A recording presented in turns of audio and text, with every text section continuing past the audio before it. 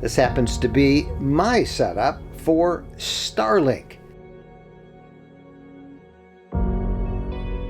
You can enable it, it will access the network, you'll have great coverage.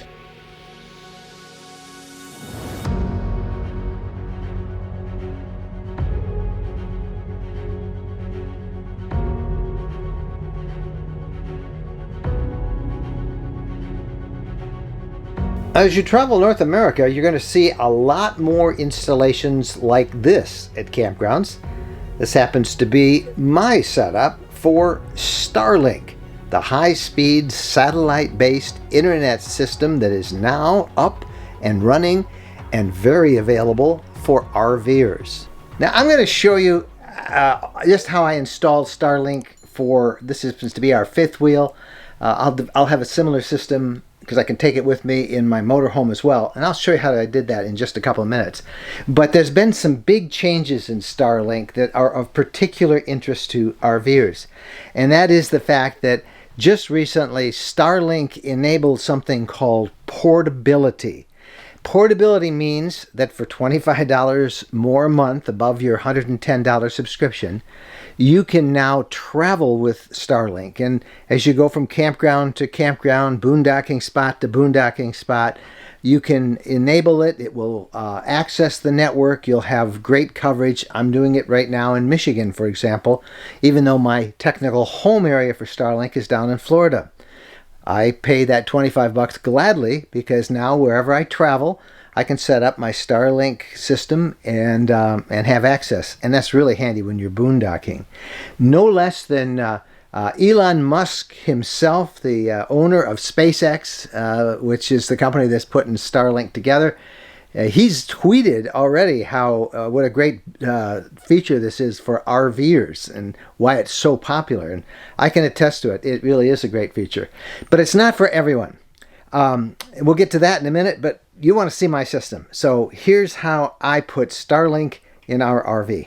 The big challenge I've had has been how to get the cable from the dishy, from the satellite antenna, into the RV, or at least connected to the router. And I read a lot of stuff, talked to some other Starlink users who are RVers, and some of them actually drilled holes through the sidewall of their RV. I didn't want to do that. Others find a place in a slide out, like right here, and you just kind of snake it around the where the slide out comes out, and I didn't want to do that either. And then finally somebody said, hey, the router does such a great job, I just put it in one of my outboard cabinets. And so I did that too. This is the wet cabinet. Now it's not really wet, that's just where my water controls. It never gets wet, it's very dry in there. But what it has is this little mouse hole right here for the hose to come up. Well, that's where I can run the satellite connection cable. And this is the router, and it's just doing a great job. It's not too warm in there. It does have to be plugged into 110 volt power, so I have taken one of my outside connections and just ran an extension cord in there as well. So this is not for mobile use yet, although some RVers are trying that right now. And they mount the antenna on the roof with all sorts of different contraptions, and they say they actually get connectivity while they're driving down the road. Starlink says it's not really designed for that yet, and I plan to just use this when I'm set up. The connection is fabulous. I just downloaded one of my YouTube videos, or uploaded one of my YouTube videos with it, and it zapped right through really quick. So after a lot of work, the hardest part for me, by the way, was getting the adapter for the antenna to mount on this pole. Starlink makes that pipe adapter, but it was back ordered for almost 2 months. But the system is pretty simple. It's right here. This is a telescoping mast. It's 16 feet tall, and you can lift it up higher. I only have it up about 12 feet right now, and you can see it's about 6 feet out of up over the fifth wheel. But it mounts real easy. You can lift it up and you just put it in this cup. Over here there is a set screw, and you just tighten that so it has a nice firm connection. It's mounted. These mounts are mounted to the RV ladder. There's another one up there which you kind of twist the mast in, and it holds it really well. We've had some wind here today, and it hasn't had any problems at all. And the connection has been just fantastic. I'll put a link to both the mast and the mounting brackets for the ladder in the description below, and you can check that out if that's something you want. But with Starlink now making the satellite access portable, meaning you can travel with it, it opens up a whole new world for connectivity for internet users who happen to be RVers, and particularly those who are full-timers and still working from the road. This may not be for everyone yet, but it is for me, and that's our installation. And you'll be seeing us use that as we travel around the country. What kind of internet speeds can you expect with Starlink? I've been collecting screen grabs of my access speeds for about a week now, and there has been some variation.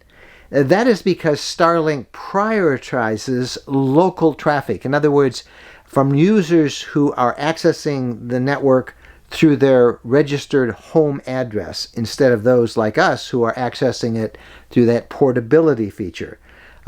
Clearly, it's not necessarily throttled, but it is. You don't have the fantastic speeds that we've seen some people report. Still, my download speeds have been excellent, generally equal to or better than what I would expect through cable at my home. Upload speeds, well, they've been markedly less impressive. In some cases, they haven't even been good enough, for example, to do live streaming. So then, who is Starlink really for in the RV world?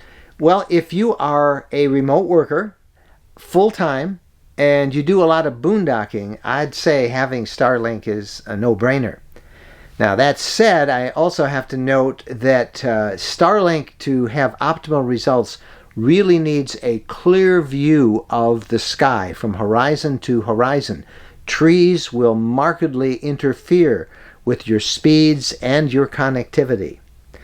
If you are a weekend or a holiday only camper and you mostly stay in campgrounds, I would say hold off. You're doing probably just as well with traditional campground Wi-Fi or your cellular coverage. Starlink isn't really going to be, at this point of the game, a real must-have for you.